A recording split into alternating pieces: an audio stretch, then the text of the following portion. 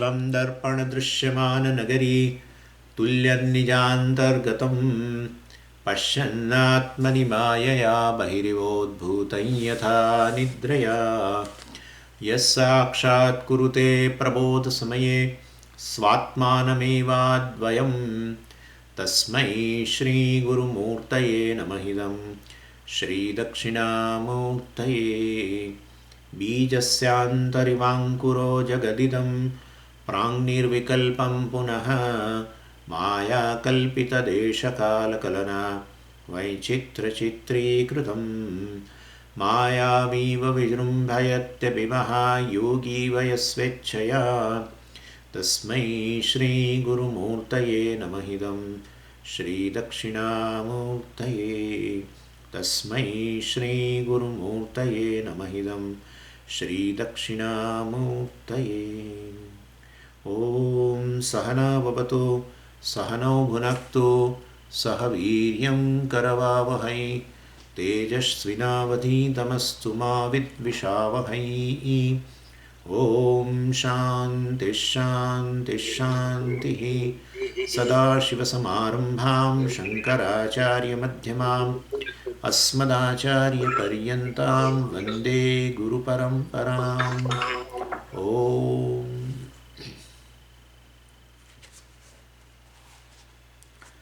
आत्मा कः? स्थूलसूक्ष्मकारणशरीरव्यतिरिक्तात्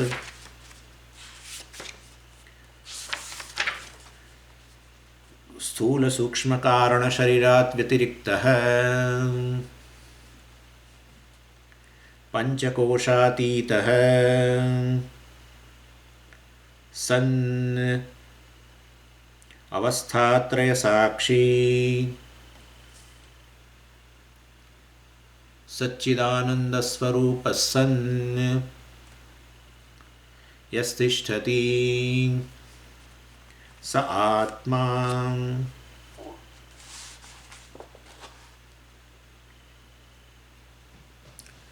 So, yesterday we started a topic regarding that Atma has no special limitation, no limitation in terms of space. So, if Atma is somewhat consciousness, which is invariably present in all the cognitions or in all the situations of experiences, it is not subject to Kala, it's not subject to time that we have seen. Then there is a second aspect is it have any limitations with respect to space? Then to understand this, we have started with that anything which is specially limited, anything which is limited in space will have a form of some kind. Some kind of a form will be there. Without, even if you visualize any form, automatically it is limited in space also, because space is going to appear in your mind also. And therefore, I have to, because all us, whoever I am waiting, I will have to invite them from the waiting room to the meeting room. So all these things are coming here. Anyway, so basically, so in anything which is specially limited to have it will have some form. Even if it has a no visible form, but it is definitely still exists only in the given place, that we know for sure. And basically one thing we can take here as an example, and that is air. Air looks like it has no form, no visible form, definitely. Then still air has a form we can understand, in as much as if you go beyond a certain kilometer up, you won't find air. There is space, of course, but air will not be found. You will not find air. And therefore, air is limited in space. That is, we can understand, even though it has no visible form. And there are other very minute creatures, well, that they also, without a microscope, etc., you won't find a very visible form. Well, they also have some form, and etc. And therefore, everything which has a visible form or not visible form will be limited in space. Or else we can say whatever is limited in space will definitely have a form. That's also for sure. Now then the question was, does the space has a limitation of space or not? Well, it does not, because space is not in a particular place. Space being, space being space, it is not limited in space.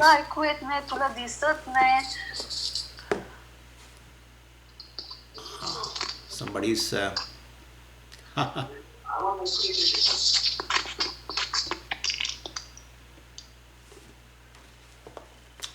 so definitely the space is not limited in space. Then the question is, okay, is consciousness limited in space or not? That was the question. If consciousness is specially limited, well, then space will become the basis for consciousness. I will explain you this. Like suppose a pot is in consciousness, right? We have seen that pot consciousness is one cognition, then table consciousness, then pen consciousness, mobile consciousness. And that's how we proved that the consciousness is invariable and the the objects of consciousness keeps varying. They are variable, consciousness is invariable. We can say pot consciousness means it indicates two things. Pot is an object of consciousness. At the same time, pot is within the consciousness. That also we can say.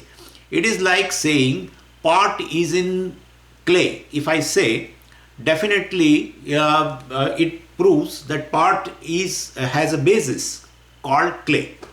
Same way, when I say pot is in consciousness, well, that indicates pot is a clay. The consciousness is the basis for a pot. And definitely, same way, if consciousness is within the space, then definitely space is the basis and consciousness becomes the object. Could you follow what I am saying?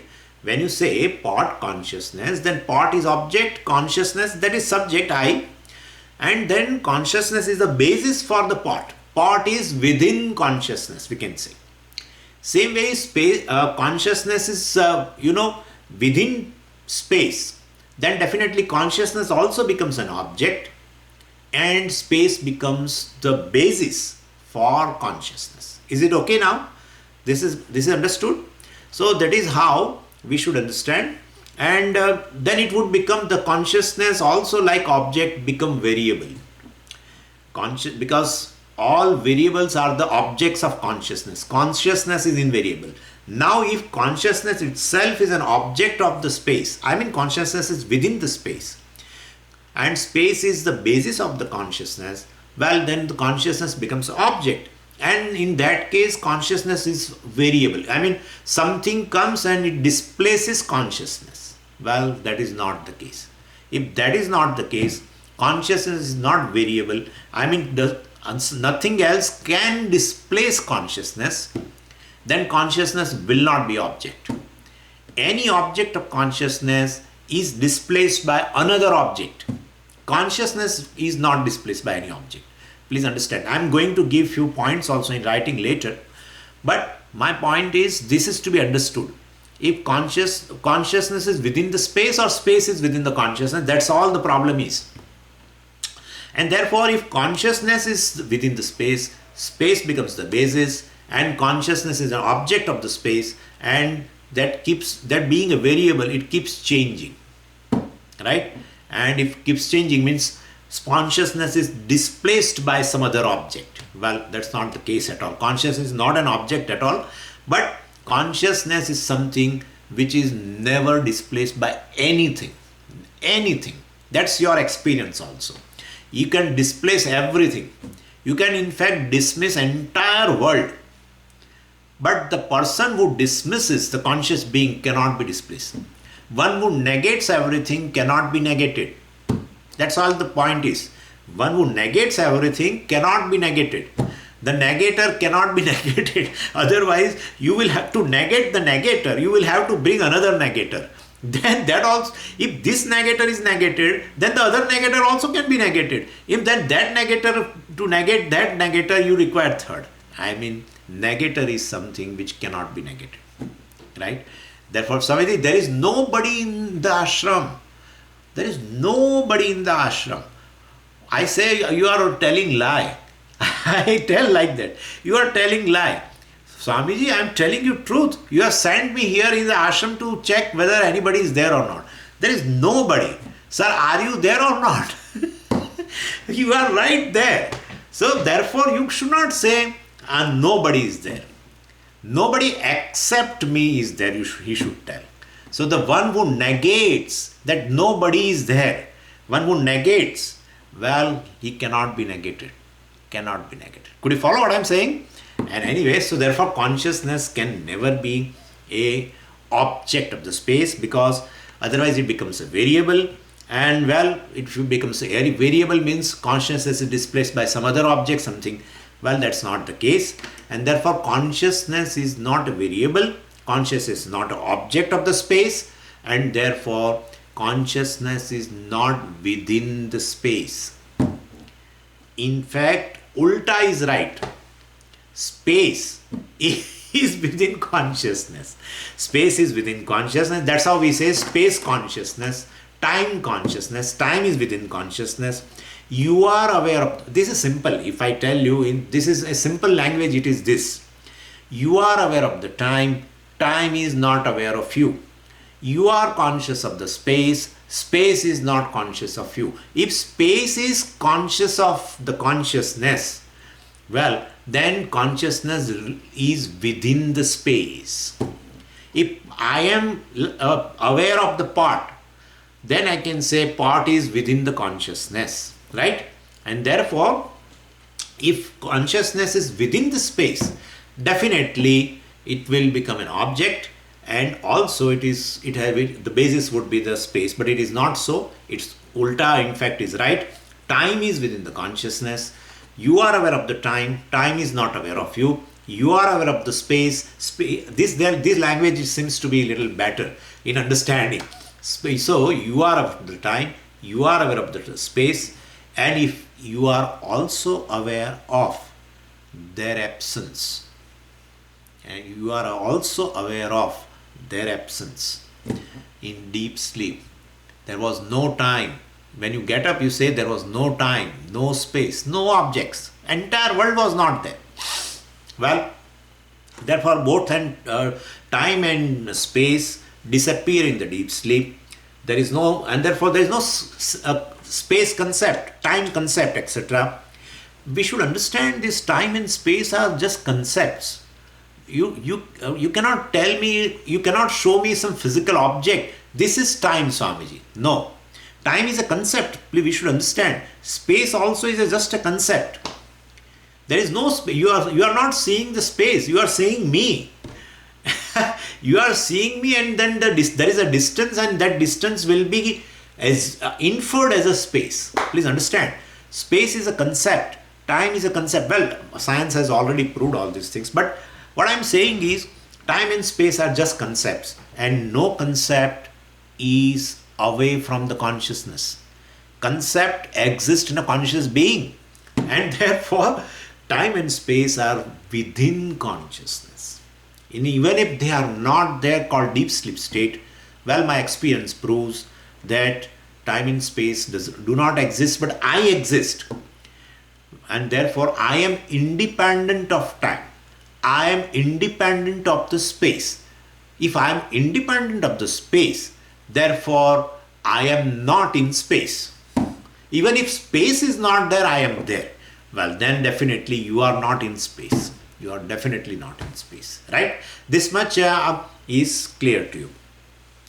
Now this thing has been proved very beautifully by one method which we use very extensively in Vedanta, and that is called Anvaya Vyatireka. Anvaya Vyatireka. Anvaya Vyatireka, it proves a reality of an object. Like, in order to arrive at the reality of a given thing, we use this Anvaya Vyatireka. Anvaya is called co-presence. Vyatireka is called co-absence. And this is basically a logic. It's a logic. But the data for doing this, logic is from Veda itself, from the Upanishad itself. So we call it as Shruti Sammata Tarka. You apply a certain logic based on the Shruti, based on the data available in the Shruti. Well, anyway, first I will give you a very simple example. Like in front of you there is a pot. Suppose you take this as a pot.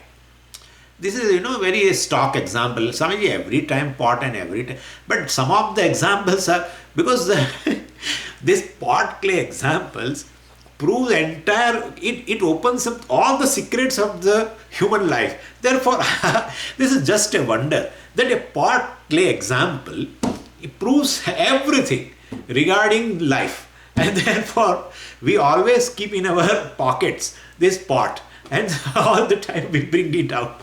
So pot clay example. What's the reality you want to know? There is an object called pot. Reality of a thing you want to know, you apply this logic. Co-presence, co-absence. What is co-presence? What is anvaya? Yat sattve, yat sattvam. One thing. That's called anvaya or co-presence. Yat sattve, when one is, other is. Presence. When one is present, other is present. It's called co-presence. Then, what is that? Mrid sattve, gata sattvam. When clay is present, pot is present. That's called anvaya. Right? And then the second thing is yad abhave, yad abhavaha. Abhava means absence. That is called vyatirekaha or co-absence. Yad abhave. Well, clay is not there, pot is not there. Right? When clay is, pot is. When clay is not, pot is not. Well, then what is the reality? That's the thing. Clay is a reality. Because without clay, pot doesn't exist. So, clay is a reality. So, now let's go a little methodically. There are two things, pot and clay.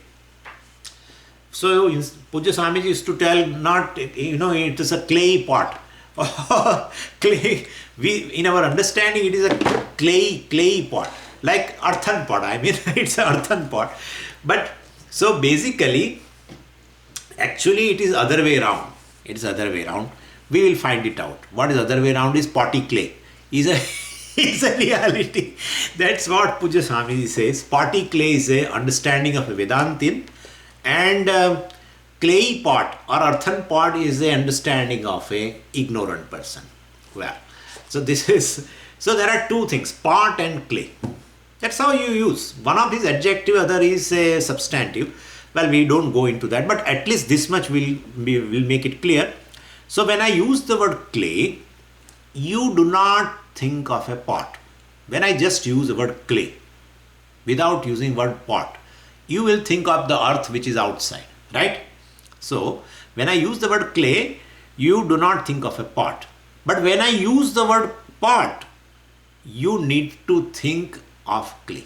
No, Swamiji, I never think of clay. I just think of pot. Sir, in your thinking, the clay has already come. So, that's how you need to think of a clay or some other material. What? We are just saying clay. It may be of a metal pot, then the metal also will appear in your mind. This is called anvaya. That when I utter a word pot, I need to think clay. Without thinking of clay, you cannot think of pot. That's all I mean. Without thinking of clay, you cannot think of pot. Well, so this is co-presence. You have to think of clay, then only you can think of pot. So co-presence. When clay is, pot is. Right? In short, they put like this. When clay is, pot is. That's called anvaya. Co-presence. And well, you think of clay, need not think of pot. Right? That's called vyatireka. And if you can't think of clay, you cannot think of pot. If you can't think of clay, you cannot think of pot. Well, when one is absent, other is absent. That's called co-absence. And therefore, that's called vyatireka. from there it is very clear, if I can't think of pot without thinking of clay, and if I can think of clay without thinking of pot, it proves one is a real thing, independent thing. Other is not independent thing, other is not real thing. And thereby this Anvaya Vyatireka, we say clay is the reality of the pot. And this method of analysis is used in all scientific research also. And so by this method we have understood that the pot is not an intrinsic attribute of clay. So clay becomes a Satyam, that's the reality of the pot, and pot has its own meaning. See, pot has its own meaning. Pot means a particular form with a particular purpose. That's all. A particular form of a clay with a particular purpose is called pot. Reality is clay, but a clay assumes a particular form for a particular purpose is called pot. We won't say there is no pot. We give some reality. This is called transactional reality. It's a transaction because the purpose indicates that it can be used, right? Purpose indicates it can be used in transaction. That's how we fill up the water, we buy, we fill up the water, etc. I mean, all these things are there. So form has a certain particular form, particular purpose goes together. If you give another form of the clay, definitely the purpose would change. Like you make a jar kind of a thing, right, out of the clay. Well, it may be used for planting this, some plant or something, whatever. So this is how the form definitely includes a purpose. So form, purpose, and a specific name also for a specific form, and therefore called POT, pot. Then jar, then definitely a specific form. If you give a new name jar, then specific form, specific purpose. But if you think of a reality, well, only one, and that is clay. This is what is called. So name, form, and function. Brihadaranyaka Upanishad has included function. Nowhere I have found. Everywhere name, form, name, form. Word means name, form, name, form, name, form. But name, form, function. Function means purpose. Nama, Rupa, Karma. Brihadaranyaka talks about the third thing also. Mithya should include the purpose. Please understand this. Mithya is purposeful. Anything which is purposeful is mithya. I should go other way around. So anything which is purposeful is mithya. And purposeful is a form, not the truth of the form.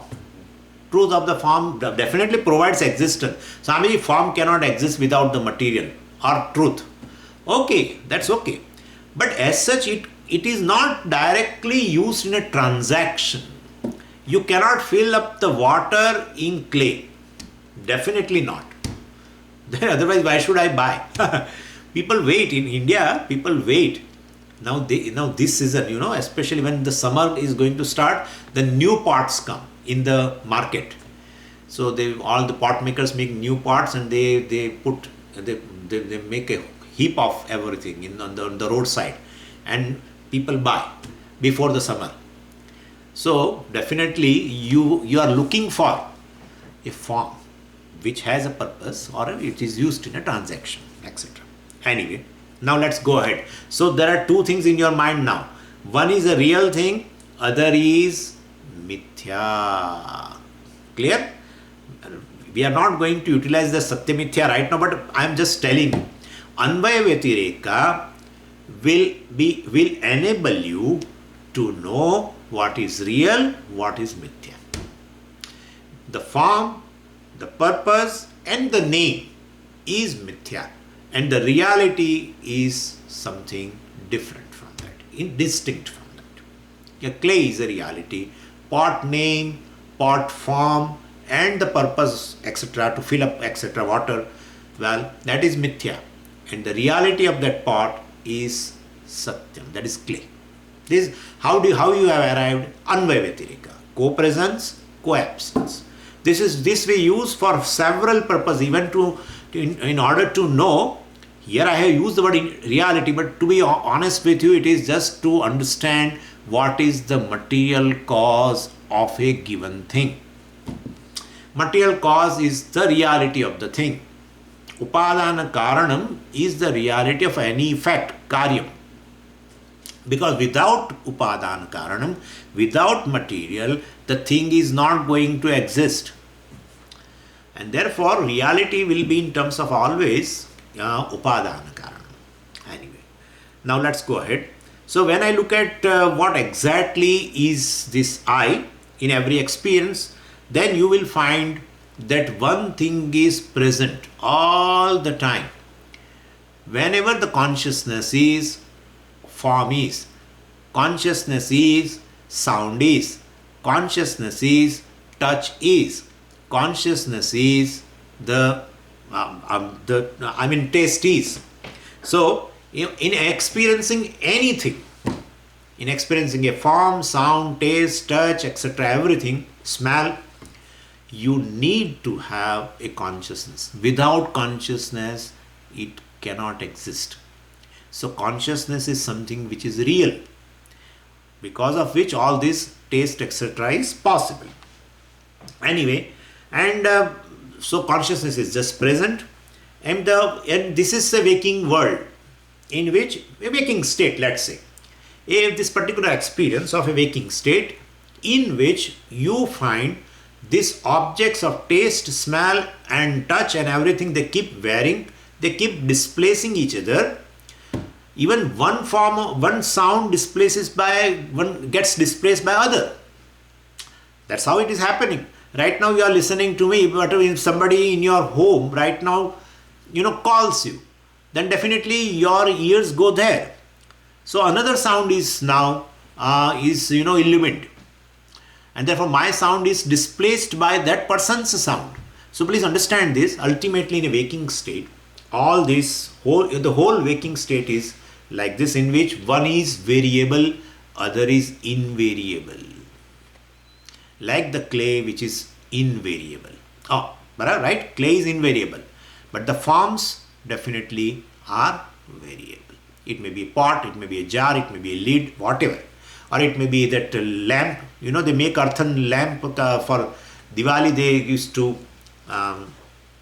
use it. Anyway. And then you go to another dimension, another state of experience called dream.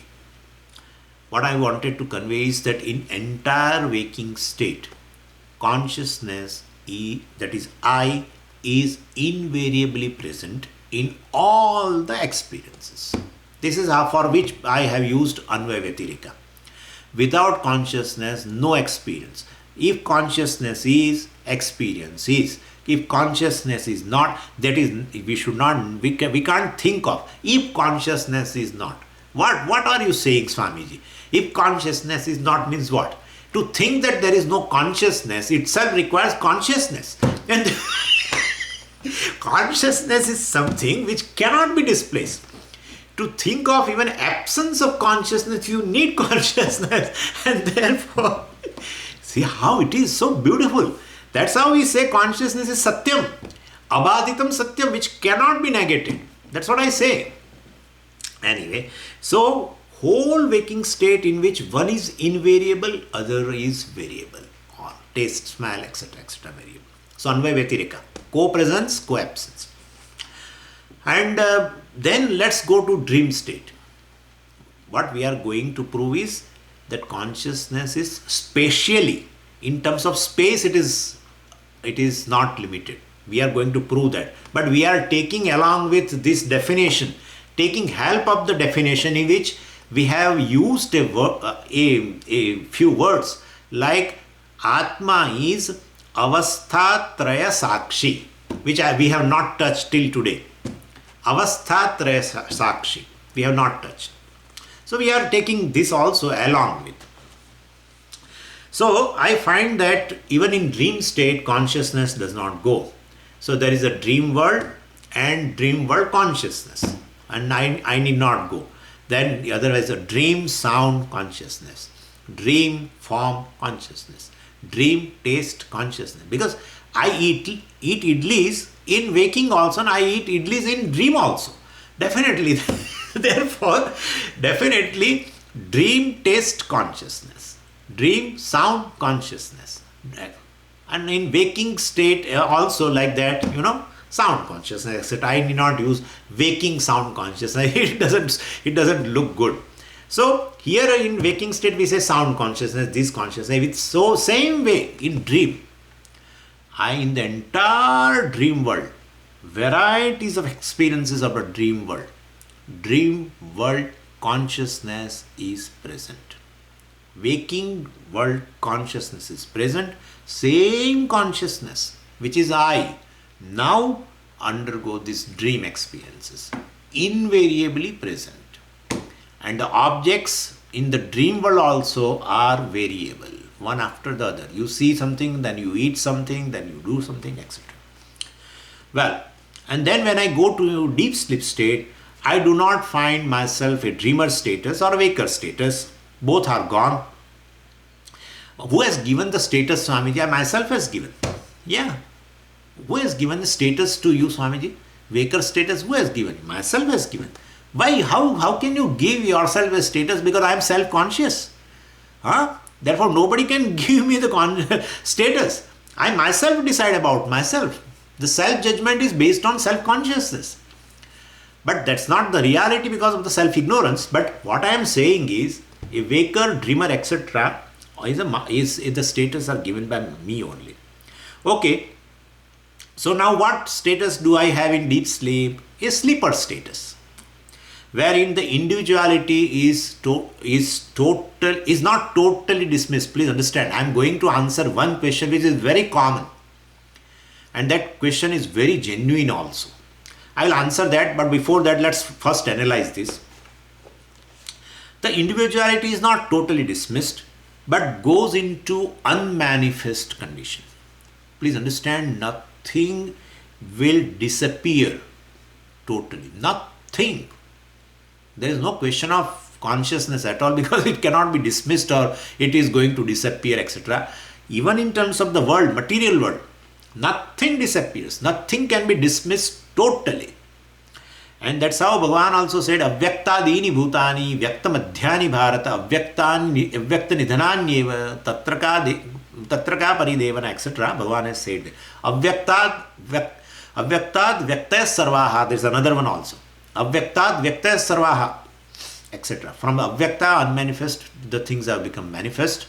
Even the material world, all the objects, they were unmanifest before and they have become manifest. Again they go back to unmanifest. Same way here also, the individual which was there as a manifest in a waking state and even in a dream state goes to unmanifest. So not totally dismissed. Individual is not totally dismissed in deep sleep state.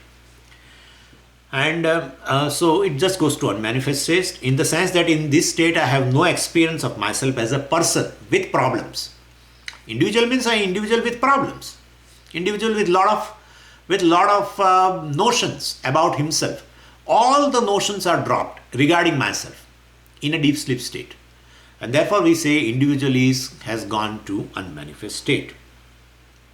And well, perhaps that's a saving grace for us, because if individual, if he has to protect himself from all these problems, then definitely he needs to suspend to all the problems. Along with that individual, also it has to be suspended, otherwise person goes crazy. If that's how I say, if the people do not get a sleep enough, and that happens for a very long time, person's status from sane to insane increases.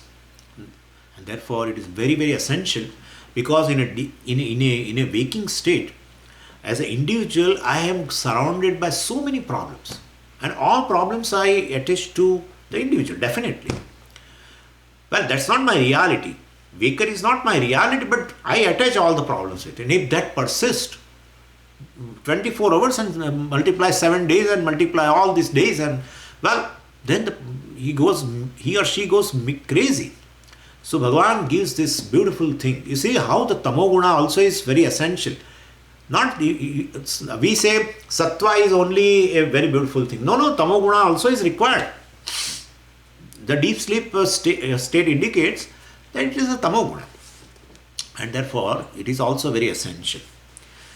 Anyway, so that is the time when this deep sleep state is the time when the individuality with all its problems is largely unmanifest. Largely, I am putting purposely unmanifest, not totally unmanifest, largely unmanifest, because at that time also the ahankara or ego is there in a rudimentary form. People have this question only. When you say that Swamiji, in deep sleep state, that I sense itself goes away, then who experiences the ignorance and who experiences the absence of everything? Well, there must be experiencer there. You cannot say consciousness experiences everything. We cannot say. Consciousness does not. Consciousness, when it gets a ahankara status, then it experiences everything. Well, definitely, so I is there, but not so refined or manifest as it is in the waking state or a dream state. Dream state also we can say the I sense is not, it is called Ardha Jagrat, means not totally manifest like, see, right now I am aware of myself totally. Total personality I am aware of. That's how it is called Vishwaha. This Jagrat person, the Purushaha, or this waker is called Vishwaha. Vishwaha means all. Means he has identified with all the three bodies right now in the waking state. Well, that's not the case in dream state. He has definitely disidentified himself from the physical body, and that's how he was able to assume the new body. Otherwise, he cannot assume the new body. New body you will get only when you drop the previous body. Otherwise, how will you get two? Otherwise, you will have two bodies. That will not be this. So, you will become a yogi otherwise. Yogi has, there is a beautiful, just by the way, there is a siddhi in Yoga Shastra, they call Kaya Vyuha. Kaya Vyuha means a person who is a yogi can assume 50 bodies, and he is present in all the 50 bodies. And one Saubhari Rishi was very known for this kind of a siddhi, Kaya Vyuha.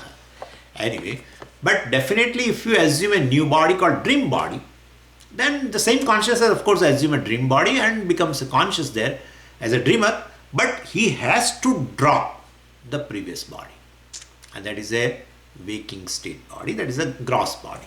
And therefore in a dream state, even the I, the individual, has just identified with a mind. Whole dream world is from your impressions of the waking state, whole. But not all the impressions are used. Daily a portion of the impressions are used, and next day you will have a new dream. Another portion of impressions or vasanas are used. Anyway, but vasanas basically from the antakaranam. So he has identified himself with the antakaranam, we can say. So not total manifestation like waking state. I have identified in the waking state in all the three bodies. In dream state it is just a mind. And in deep sleep state, well, it still goes to a rudimentary state. What goes to rudimentary state? Ahankara. The I sense goes to rudimentary state, but it is there. Therefore, I say the I sense or ahankara is largely unmanifest. I would not say totally unmanifest. If it goes to total unmanifestation, it cannot remain as an experiencer. Then who has experienced the deep sleep state? And therefore, basically, whenever consciousness experiences something, you should keep in mind consciousness always experience as I. Yeah, consciousness is available in all the things. It pervades everything, and therefore consciousness which is available as I, identify with the mind, etc., then it experiences. Well, major in we can say in a deep sleep state, he has identified but very little, almost a rudimentary stage of a ahankara or the I sense. And therefore, like right now I am here in the ashram, that consciousness is there. In deep sleep state, I am here or I am in the ashram, that sense is not there. Could you follow what I am saying? So I sense is totally, I am totally aware of the time, place, objects, everything in the waking state. Such a state is not there in a deep sleep experience. Well, and therefore I say this ahankara or the I is there in a very rudimentary stage. Little more manifestation will be in a dream state, and full manifestation of the I sense or ahankara in a waking state. This is how the thing is. And therefore, definitely, we can say it is largely unmanifest, whatever it may be, but consciousness is not gone, right? Behind the I sense also, the I is a conscious being. Well, the consciousness is right there, as if right now, as a ahankara or as a waker, I experience various objects, but consciousness is there, and therefore I basically is just a consciousness which is present in the waking state, which is present in all the experience of dream state, also is present in a deep sleep state. Well, only thing in deep sleep state, I am conscious of not experiencing anything particular. That is why I can relate in the morning, I can relate the experience in the morning and say, I slept well. Means I did not experience anything, that we can very well tell. So those experience proves that the consciousness was there. Swamiji, you said as a ahankara, yeah. But basically ahankara also is possible ultimately because of the consciousness. The ahankara as a conscious entity experiences. But definitely that also has a basis in what? Consciousness. So consciousness is present in all the three states. The ahankara keeps changing depending upon the identifying with different things or different non-self when it is present.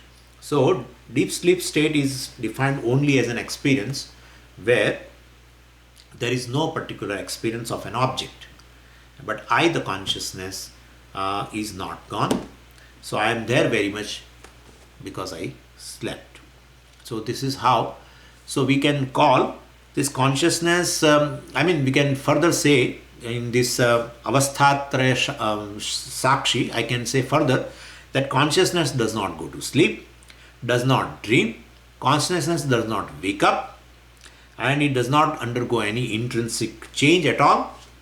Ahankara undergoes a change. Well, when ahankara undergoes a change, definitely the changing part is the body, etc. only, right? Basically, ahankara is both the elements, and therefore the changing part is this body, etc. And well, but consciousness does not undergo any change. So without undergoing any intrinsic change with reference to a particular state, we call Atma as a sleeper, waker, or a dreamer. But consciousness is invariably present in all the three states, without which no experience can take place, either of a waking, either of a dream, or either of a dreamer. And it itself does not undergo any intrinsic change in any state also. And therefore we should say consciousness is witness of all the three states. A witness is one which does not undergo any intrinsic change. Why we are calling intrinsic? Yeah, because it as an incidental change appears in consciousness. That is called waker. In waker also there is all the time changing. Right now I am seer, hearer, etc. Same, or smeller or taster. So that also changes, but otherwise from waking to dream. So waker becomes dreamer, dreamer becomes sleeper, sleeper again becomes waker. That change is there, but not intrinsic to consciousness. They are incidental changes. They come and go depending upon the state of experience.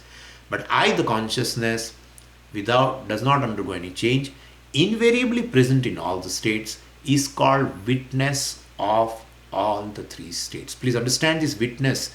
Witness means which does not undergo any intrinsic change of what is witnessed, and at the same time it should be invariably present in all the experiences, and therefore that is called avasthatraya sakshi. Atma is avasthatraya sakshi. Well, further we'll see on Monday. Don't worry about it. I will complete this whole thing and I will give you few points like I gave you yesterday. So nothing to worry about. But this is the most important portion of Tattvabodha. Most important in my eye. This is the most important part, which if this understanding becomes clear to you, well, through that extent we can remain happy people.